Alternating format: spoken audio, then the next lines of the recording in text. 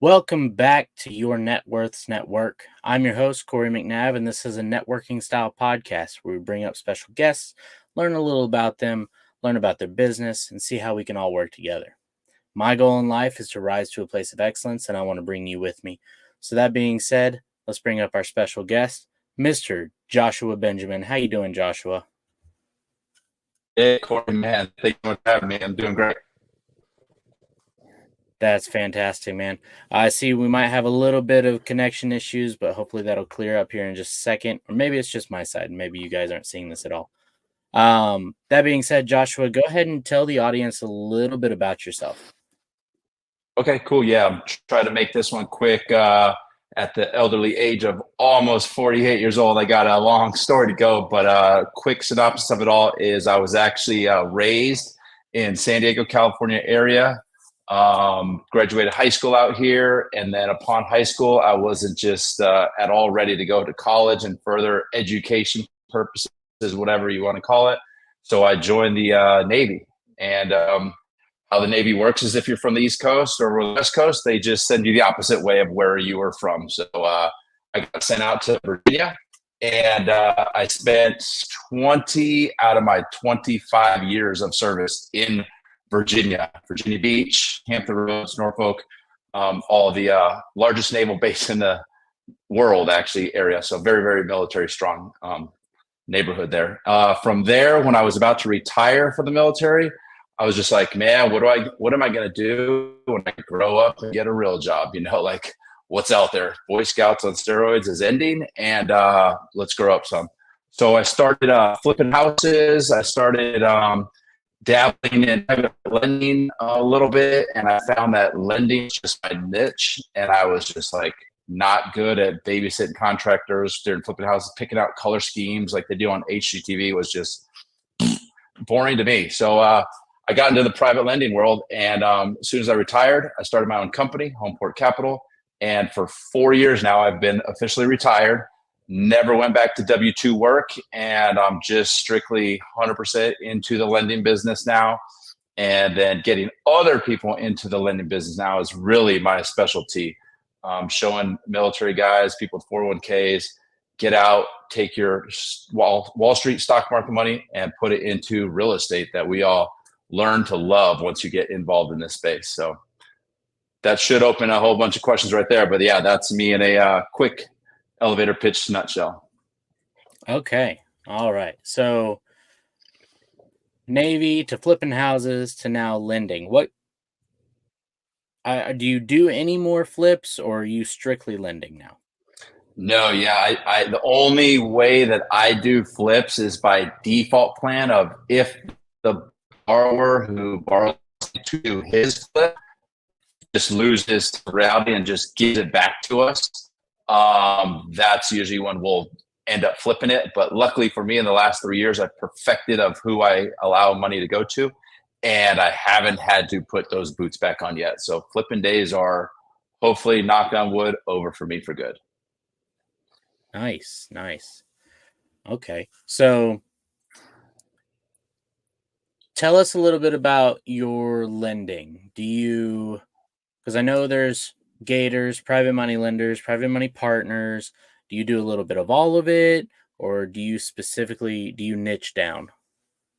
Yeah, so my niche down, most of, I would say my capital, 90% of it is in first deed of trust, first position, private loans on the home that the borrower is buying to then flip or buy and hold now too. That's kind of my bread and butter.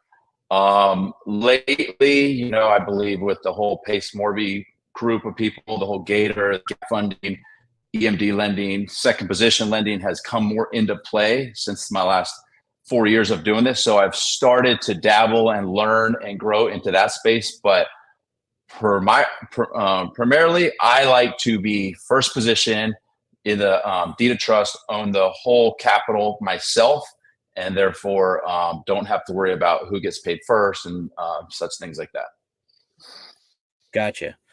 Okay. So I was about to ask, just for those watching that maybe had never heard first position.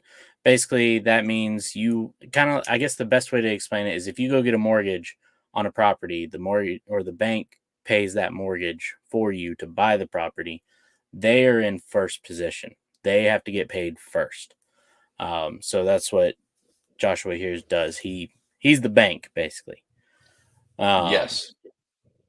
Okay, so you prefer to do flips and some buy and holds. Is that only single families? Do you go up into multifamily? I'm just, how can people do business with you? Is essentially what I'm trying to get towards.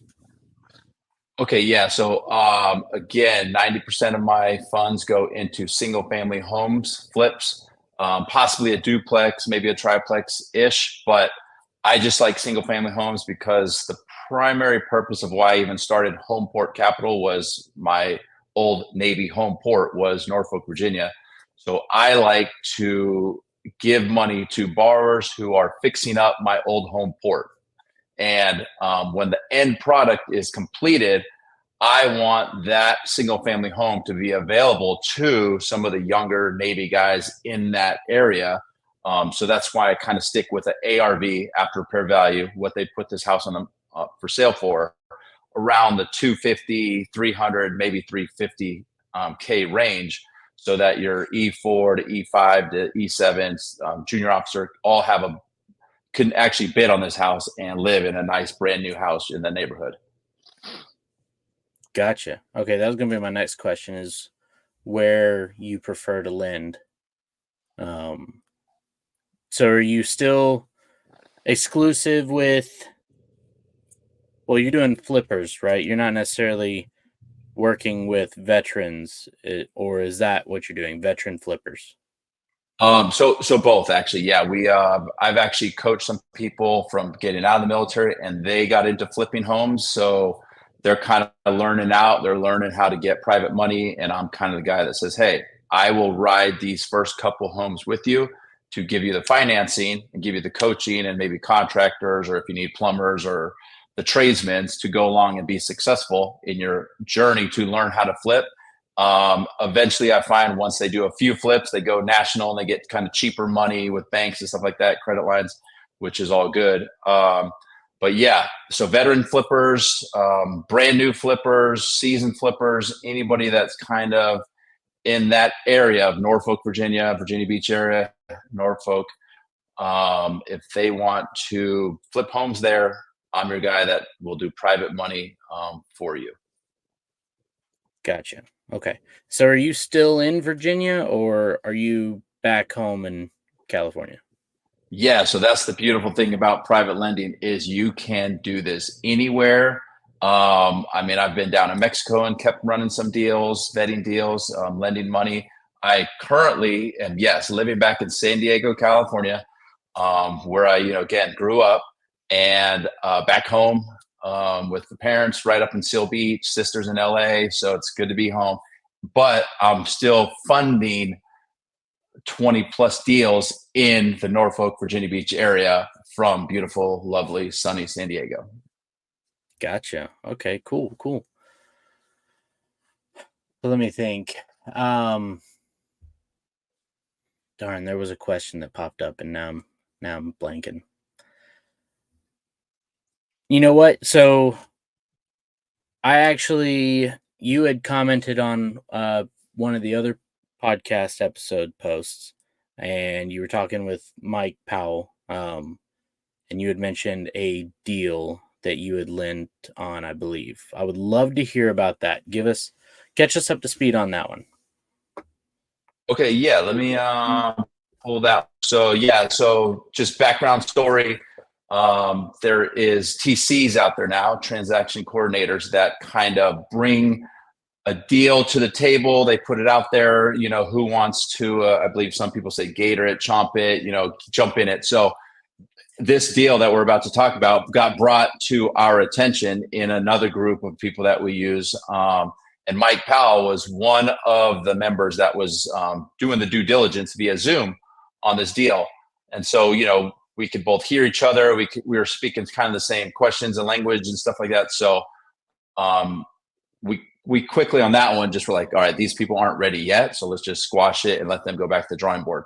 Immediately, Mike hit me up via cell and said, hey, let's talk, man. I think we kind of do the same thing. We could probably help each other out. So that's how I know Mike, and that's how we kind of even have this deal in front of us that we're about to talk to. So that deal fell apart a little bit because I'm trying to remember the second position amount of money gap funding they needed just was kind of, it just didn't make sense for the ARV, blah, blah, blah. So we just, then the lender that was actually on that due diligence called me and said, hey, what kind of lending do you do primarily? And I go, well, I like to be in first position.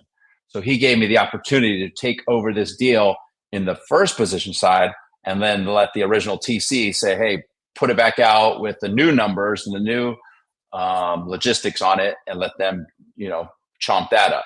So I just basically took the full first position on the deed of trust, my company, and we funded I think we did 80% of the purchase price, and then we're funding 100% of the rehab. And so then the gap funder is doing the second position for what was ever needed that the borrower himself didn't want to bring to the table. So just real quick on the numbers on this one, the ARV is $350K. It's in Jacksonville, Florida. And so the loan amount that they need total from, at least for me, was $200K. So how I do things is I always go off of 65% of the ARV. So I don't have the math per se right here, but I would take 350K multiplied by 65% equals a certain amount of money. That amount of money is what I tell people you have to be able to buy and rehab for with that amount of money, split in any combination way you want. But that part doesn't matter too much to me. So therefore we moved forward with it. We funded it. I think we closed May 23rd. So far, I keep up with the borrower and I said, hey, what does it look like? Demo's all done. I think they're painting this week, new roof maybe, and then the windows are on order, ready to come in. So that's that deal that kind of just somehow went from, maybe me doing a small portion of it to I took the bulk of it, and now I'm involved with it, and we'll see how it goes. Okay. So you talking about how you're keeping up with it kind of got me thinking, because I know a lot of people or maybe just this is how I viewed it, but when talking about getting into lending, it's kind of thought of that, hey, I can just put money towards a deal and I just make money each month. That's cool. Really? It's relaxed. Yep. So my question is, one, have you ever just put money in and chilled out and let money come in?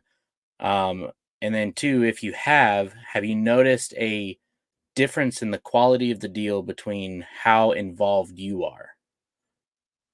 I guess that's the Okay. better question. Yeah. So for me, as the first lender who provides funds for the purchase price and the rehab, when you provide money for and the rehab, you have to stay involved with the deal as the rehab progresses, because like on this deal right here, I think I'm holding $40,000 for the rehab. So let's say they want to do 4 draws throughout the process of, demo, roof, paint. Then they go, hey, I need 10K to reimburse what I've spent into this house. I have to then verify that demo was done, paint was done, roof is on. And then I reimburse them the 10K that they spent to get that phase 1 done.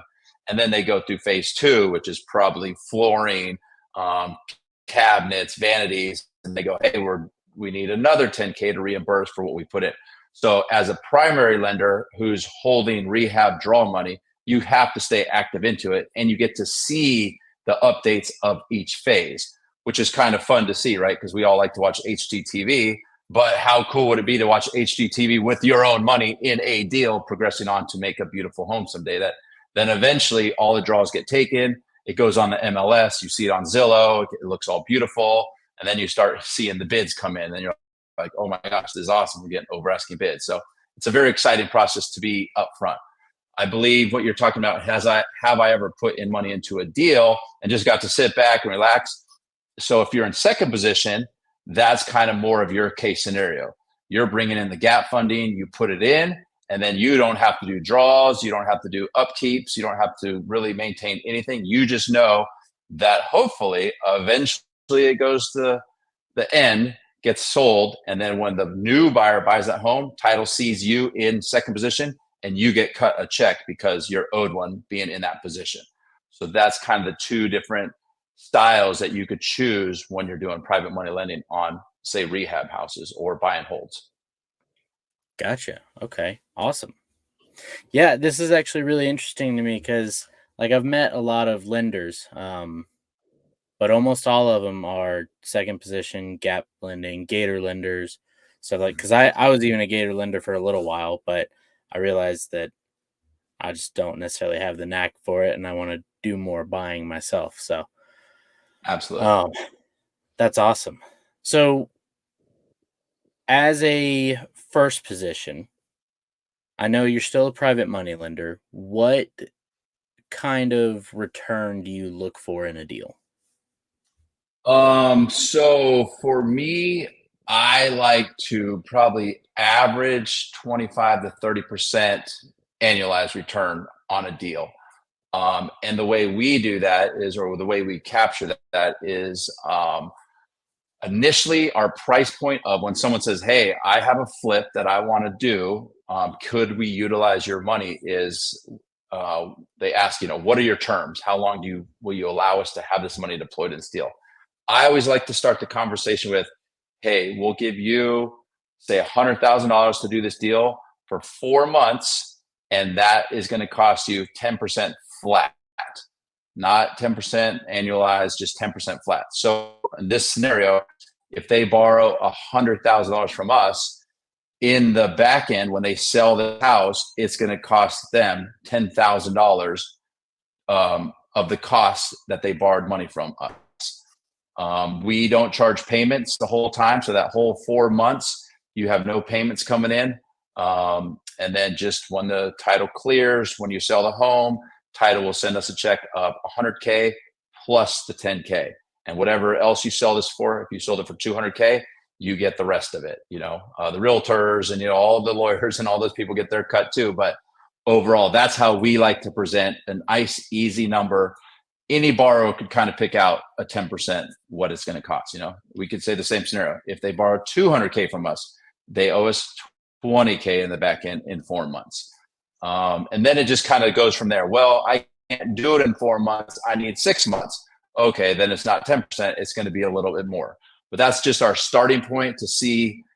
One, it tells you, are they a mom and pop flipper? They're just painting on the weekends, painting at night after work. Okay, they can't do it in 4 months. Are they a crew of guys that have multiple projects going on and they can knock out a project like this in 2.5 months, get it on the market, and then sold and escrow in less than 4 months? Then that shows you that there's those style of borrowers and that contractor that can do it. So that's kind of why I do that. It's just a starting point, and then we go from there, moving left or right, however they feel needed. Gotcha. Okay. So I know we've talked a lot about flipping, but I think you had mentioned that you're starting to lend on buy and holds as well. Do you have it Yeah. set up the same way, or what's return on the buy and holds? So very similar, except buy and holds we found lately now is you have to have a home under your entity for most of the time. There are lenders out there that do differently, long-term lenders, but it's called seasoning. So you have to have the home seasoning. You owned it for at least 6 months.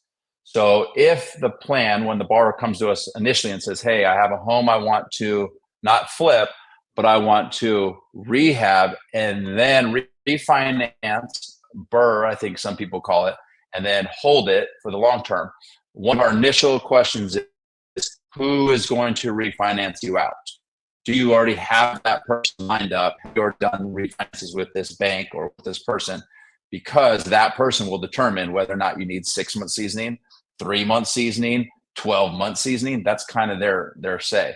If they come to us and go, "Oh, I have to have someone already lined up," I go, "Well, yeah, because I don't want you having to go look for long-term lender in the back end when I'm sitting here going, hey man, your time's up. So I have long-term lenders that I can recommend to them. And then, while they're doing the rehab, they could get all their paperwork in, their credit scores, their W-2s, so that when the 6-month seasoning ends, day one, day two, the refinance could already kick into play and almost be completed by then. So that's just a different strategy we have for when your plan is to rehab it. And then the rates are a little bit more because I said before it's 4 months flat, 10%. Maybe now we go, okay, let's give you 7 months because you want 6 months to season and then a month to do that refi, which, sometimes could take that long. So it does adjust it a little bit, but overall the same scenario of we'll only lend 65% of the ARV. The draw process is all the same. Paperwork's all the same. It's just the back end kind of changes a little bit with time and some of the scenario, who you're going with. Gotcha. Okay, cool. So regardless, your bread and butter is the property needs to be rehabbed in some sense, so that you can either turn around, sell it, or refinance and rent it out. Um, Yes. awesome. And you only do that in Norfolk, Virginia, correct? Yeah, that's kind of where I like to do it because I lived there for 20 years. I already have the attorneys lined up. I have people to be able to check on the homes, during the draw process. I have many rentals there myself. So therefore I have AC guys, roof guys that could go check up or help out. I've started dabble maybe in little other areas in other states, but I just don't want to have to start a whole new team and a whole new everybody in other states. So I do case by case, but again, 90% of the lending I do is in that area, which is just very known to me. And also selfishly, I feel because I own so many rental properties there, the more money I push into this place, guess what? Those rental property values just go, go, go, go. So a little bit of win-win for me on why I stay in that area. I gotcha. So since you're completely unbiased to that area, how's that market for rentals? I believe it's a beautiful market because you have the largest naval base in the world, which brings military members in and out, in and out. 3 years to 5 years is kind of their average stay time. Um, Generally, military members, they don't want to buy something because they don't know when they're going to leave. They don't know if they're going to leave. So a lot of them are just a big rental market need. So for that reason, you're good. You do have multiple universities there, so you have the college crowd. You have family members of the military members who come in. So the Airbnb is rental market is huge out there for the visitors. And really, even through the pandemic, we didn't see any sort of, hey, I lost my job, can't pay rent. The military guys always get their paychecks. And if they don't, maybe furlough happens or maybe a couple slowdowns happen, but they eventually get it and then they pay you back. Another thing with military rental is you could always find these guys. You go up to their command and you say, hey, commanding officer, your guy ain't paying. Boom, he's paying the next day. So for that reason, it's in my opinion, what I've seen, the rental market there is amazing, and it's almost unstoppable. Okay. So, because I'm looking to buy small multifamily, and I've got a few markets in mind now, but I'm open to expanding.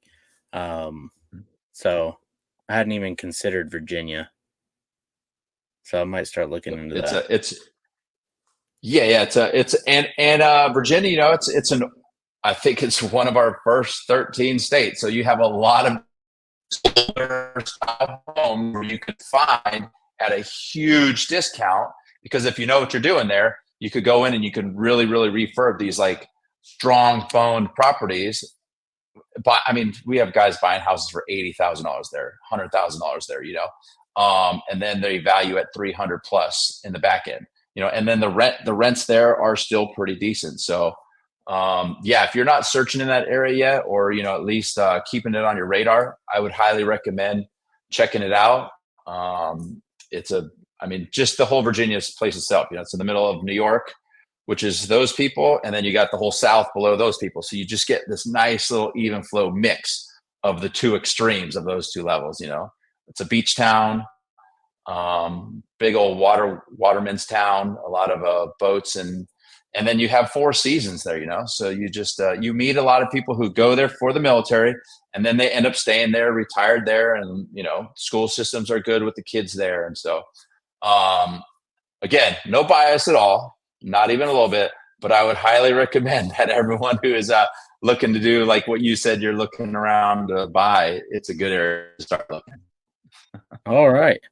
Well, fantastic. Yeah, I'll definitely run a little analysis on it, see what I can come up with, and then maybe reach out to you if I find something. Let you get your eyes on it. Absolutely. Yeah. I mean, speaking of that, too, now that a couple of wholesalers have let me know that are available. So I could definitely shoot you those numbers and those addresses. And if it's something that you want to take a stab at, it's definitely available. Absolutely. Yeah, we'll definitely. I'll get you my information if you don't already have it. We'll Okay, sounds good. Worked out. Well, let's see. Man, it's a lot of good information.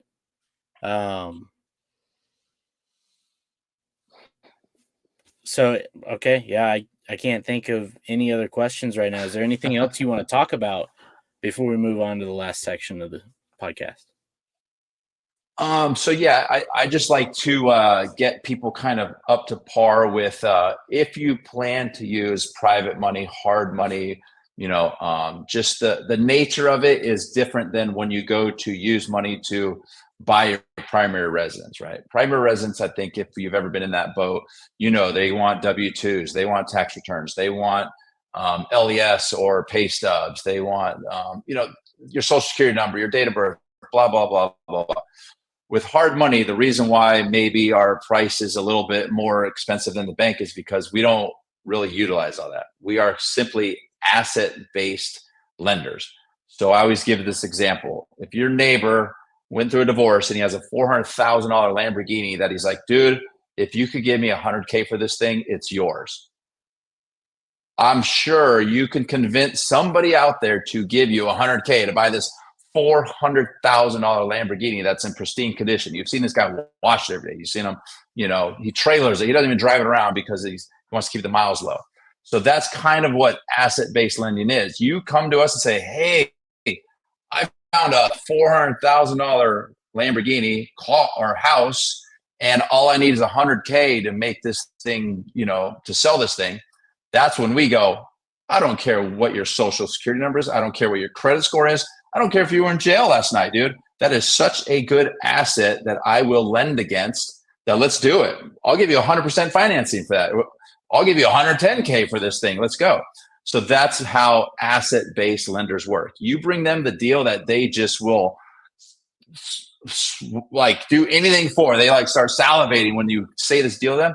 That's how you get qualified to get private money or hard money lending from us and not need any of the bank statements of any nature at all. So that's really it. When you come searching for us of will we fund your deal, man, when that deal makes sense, it's a yes, 100% time. So yeah, that's kind of just one way that I like to say of what we do and how we kind of choose what deals to say yes to. Okay, fantastic. So I know we're going to get to it in a little bit. Are you obviously, and maybe this is not the best question, but with what you just said, are you kind of giving people permission to reach out to you and say, hey, I have this deal. Do you think this is good enough for you to lend on? Like maybe someone newer who doesn't have the experience to know, oh, this is a fantastic deal. Yeah. Overall, I mean, I definitely can take those calls. Usually what I do on the first call I ever get from somebody is I go, hey, like this is the bare minimum that not only for me, but you as yourself should utilize if you plan on using anybody else's money to do a deal is just the 65% rule. So I tell everyone, hey, if you find something that you think is a deal, what is the after repair value going to be on this thing, right? And there's ways to find that out. I mean, Mhm. comps. If the neighbor's house sold for $1 million and this other neighbor sold for $1 million, it's probably roughly about $1 million home. Like it's almost basic. But get that number of the deal that you think is worthy to maybe bring to Josh or to any other private lender. Just go multiply that $1 million in this example by 65.65. And so now you have 650K to kind of purchase and rehab. If you could purchase that $1 million home for 500K and then rehab it for 150, then that deal is worthy to reach out to people and say, hey, I found this deal that passes the 65% rule. Would you entertain looking at it? And I'll tell you what, most private money lenders and most hard money lenders with that little formula right there, generally 9 times out of 10 say yes. So that's just bare minimum again, but search and scour the world for that little scenario right there. And then once you have it locked in, bring it to someone with funds and say, this is what I found. Can we do business? And then from there goes into, how much will it cost you? What's the terms, blah, blah, blah, blah. But again, that's your buy box search criteria, whatever you want to call it initially, to even see if you want to reach out to a guy like me first. Gotcha. There we go, guys. Joshua here, giving the secret sauce. So go find a deal, see if it hits that 65% rule, and then reach out to Josh or maybe a private money lender who looks like Josh or does things like Josh. Right there. You've got yourself a deal. Absolutely. That's awesome. Well, I really appreciate all the fantastic information you've been giving us. I know I've learned a lot. And I'm just so glad that this chance encounter on Facebook led to this conversation. It's amazing. Very cool. Well, then, unless you got anything else, I'm good to move on to the next stage of the podcast if you are. Okay. Yeah, I'm just gonna throw one little thing in there. I think you said earlier, if they look like Josh, do what Josh does. So where do you find people like me, right? If you are in your little town, wherever you're at, traveling, whatever, there's apps like meetup.com, Bigger Pockets.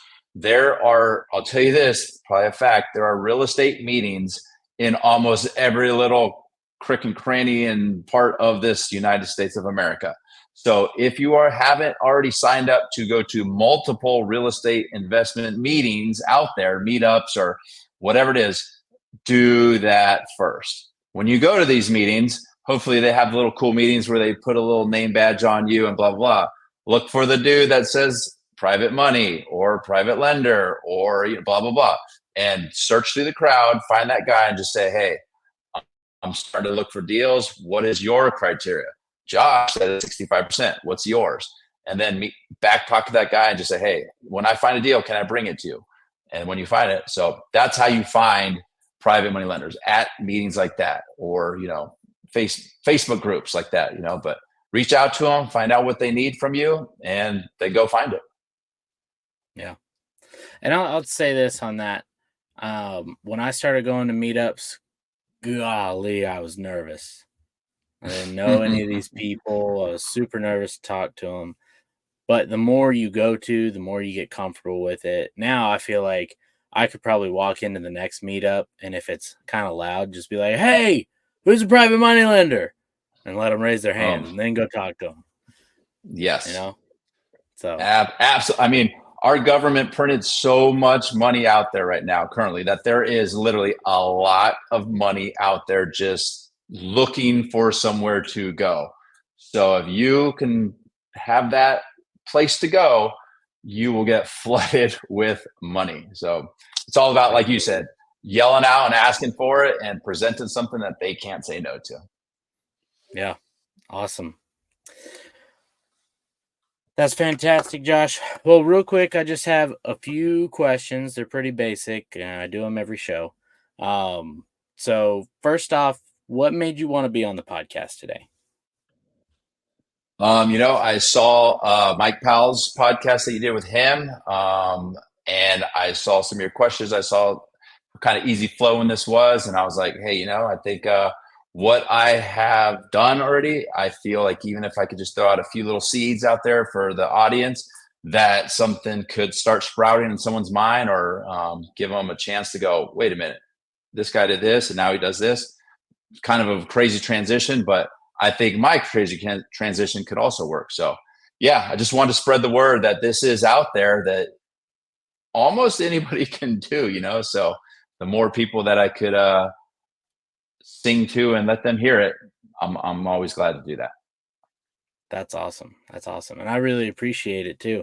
I actually, it's funny because I think I had commented on your comment saying, "Hey, I want you on the podcast." And then I looked in my inbox and I think you had already messaged me about being on the podcast. And I was like, "Oh, snap, this is there, perfect." there you go. So, Yep. Like minds, think alike. I like that. yeah, yeah. So then other than that, why aren't we doing business together already?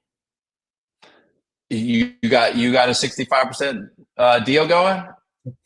Not yet, but now I know what to look for. Okay, well there, hey, there now There you we know go. your answer. Yeah, Yeah, yeah, yeah. yeah. I mean, no, or if you have anybody that needs money that you can say, hey, oh, does it pass this? Then boom, then we could kind of coordinate with each other. A whole nother thing that I do too is I really like to coach people to get into private lending. And one thing that I do with that is I don't say, hey, go to the back room and sign up for my next weekend course for 35K.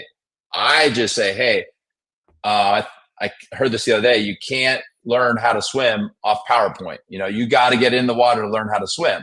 So what I believe in my coaching style is, hey, let's take some of your hard-earned money, jump in the water with me. We'll write out a deal, and then that's how you learn. When your money's on that crap table, you're going to notice everything about it. So, yeah, there's that way to work with me too. Is let's go fund a deal together, and then while we're doing that deal and all the process is going on, you can learn right there with me, and I can show you exactly what we're doing every step of the way. So again, maybe that's another scenario that you want to say, okay, that's how we can work together. Yeah. Well, I definitely can point some people in your direction, so we'll get together on that as well. Now, I know you said you like to stay in Norfolk. That's what you like to do. Are you open to Mhm. anywhere, or I guess the better question is there anywhere that you were like, no, I'm not touching that deal, regardless of how good it is? No, I don't have any no areas. Again, if you find me a $50,000 Lamborghini in Boise, Idaho, dude, I'm doing a deal with you. I don't, there's no areas that I wouldn't do a deal with for something that's just that great. Right now, personally, because I am here back in San Diego, we have a whole thing called the ADU, just gold rush right now. Auxiliary dwelling unit, accessory dwelling unit. And so now I'm getting just pulled and pulled into funding these construction projects of these little, some people call them granny flats, in people's Yeah. backyards, basically. So that's kind of my next probably venture, is that I'm just going to start funding these out here. And probably if it goes well, I'm just going to start moving shop from Virginia Beach, Norfolk area to slowly migrate to funding these bigger projects out here. But it's a different niche because it's second position. So it's going away from my love of first position, and I'll be in second position because they already bought the house up front. I'm just doing Right. construction for the backyard project. So um, that's kind of where I'm going next. That's what I'm slowly getting into now. And so I'll be basically East Coast, West Coast lending and then anywhere in between, find me the deal that I love and I can't say no to it. Yeah, I'll go with it. All right. Awesome. So then, out of all this, what would you say your strengths are, either in business or in your personal life? My strength is just my love to learn. I mean, I definitely didn't have the strength growing up in school for the whole purpose of that's why I joined the military. I just thought, wait, college, like you have to do school and pay for it. I just got to pay for $1,000. So, but now my level is mind-blowing. Like I go to real estate and we're good. I ping on one guy who I see his little name badge. And I'm like, wait, what is that? And I will be like, dude, let's go get coffee. Let's go drink a beer together. Like, I just want to sit down with you and like go through your brain of what you do and how you do it. So that's kind of my biggest right now is YouTube University, podcasts on the dashboard when I'm driving more than an hour or two and from wherever I'm going, like learning, listening, reading. Just, I love it. Can't say I loved it before, but I want to learn. Yeah. No, I get that. I was kind of the same way. I didn't see the point in learning when I was in school, but as I've gotten older, I realized it's not necessarily that I didn't see the point in learning. It's just I didn't see the point in learning what they were trying to teach. 100%. So awesome. So on the flip side of that, we know your strengths now. What would you say are your weakness or your weaknesses? My weakness is probably a little bit diving head first into a pool that I don't know the depth. I mean, they're, you know, they say take off. What's the analogy? They say start the plane, take off, and build it, the rest of it while you're flying. You know, like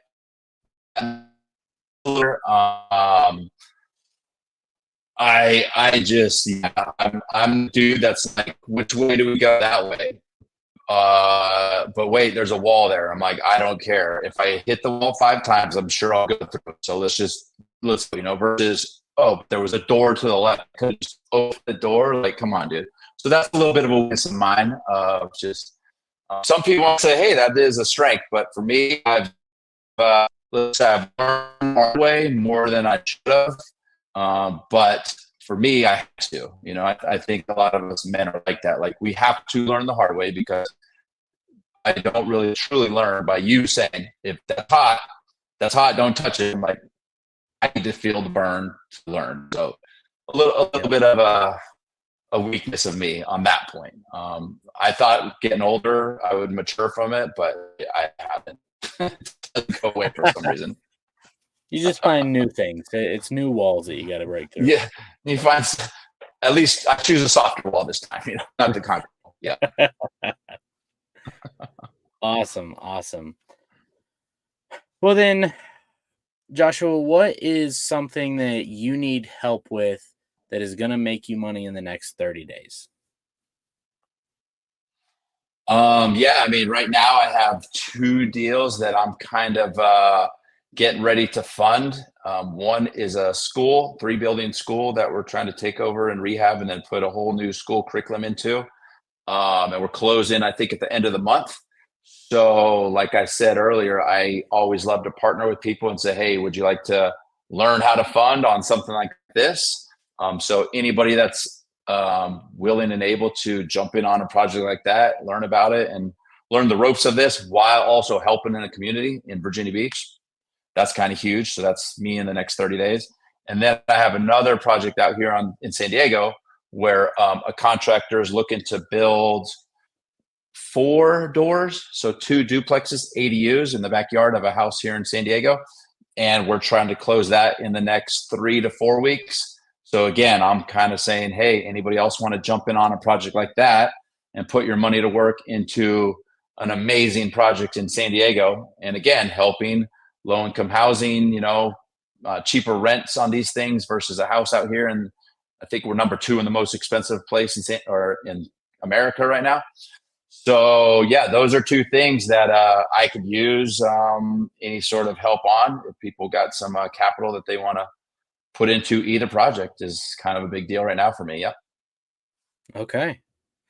Great. Well, guys, if you want to jump in and learn how to lend, or if you've done some lending, but you still feel like you want to partner with somebody, reach out to Joshua. Speaking of which, Joshua, how can people get in touch with you so that they can work with you? Yeah, so I think Jay Benjamin's is my Instagram. You can always be on there or homeport@gmail.com. email. And then, yeah, reach out, tell me what you got going on, what you've already been doing. If you have deals you want me to collaborate with you on, then I am able and willing to learn from other people too, as I said before. Awesome. So yeah, either message him on IG, and the only reason I'm reiterating this because on my side it sounded like you were little connection issues. So I just want to make sure everybody hears it. Message him on Instagram. I've got it down here in the ticker, or shoot him an email. All right, that's how you get to work with him. And again, if you want him to take a look at a deal that you think passes the 65% rule that he talked about earlier, reach out to him again, and hopefully y'all can work together. And I can't wait to reach out to you when I have a deal that I'll need lending on. So Very cool. awesome, Joshua. Well, that's pretty much all I got. I really appreciate you coming on here today, hanging out with me and letting me learn about you a little bit. Very cool. No, thank you for having me. Yeah, it's always good to see fellow strong-minded men in the real estate space and spreading the word of how we do and what we do. And I believe the banking system, our government is kind of failing the middle class or even the people that are just work. And this is all just good knowledge, quality knowledge that can take you and your family from a smaller, lower mindset into the next level that I believe we all strive in. So yeah, I appreciate you letting me say my truth. Yeah, no, I appreciate it. And yeah, we could go into a whole nother 45 minutes of talking about the current economy and all that stuff. But Yeah. Let's do it again. We'll circle back and talk a little bit about how most of you people get here. Here's the to be continued trailer or part two. How about this one? We'll go with this. Have you ever played Monopoly and won Monopoly by only going around the board collecting $200? Like, it's literally impossible to only win collecting a paycheck via Monopoly children's game. But yet you will go to work 5 days a week, collect your paycheck every 2 weeks and think you're going to win the game of life. Sorry, you're not going to win. What did you do to win Monopoly? You went somewhere, you bought a house. You went somewhere, you bought a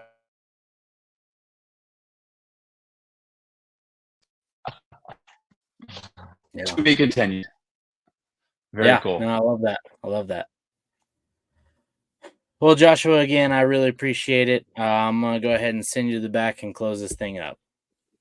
Awesome. Hey, thank you so much. You have a good one. All right. Bye. Guys, that's our show. I want to know what you thought of Joshua. I want you to put it in the comments. I want you to tell me how smart and awesome you think he is. And any negativity, you can just turn off your computer. Okay? We don't want negativity here. All right? That's not saying you can't have an opinion. You can have an opinion. Okay? But if it's unnecessarily negative, rethink it before you hit that send button. All right?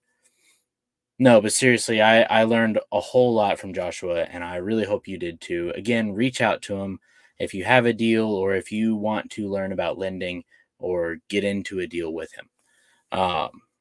So that being said, guys, if you like this episode, like and subscribe. Come back next week. We'll have another one. I don't know if it'll be, but it'll be good. So that being said, until next time, I hope you have a wonderful day.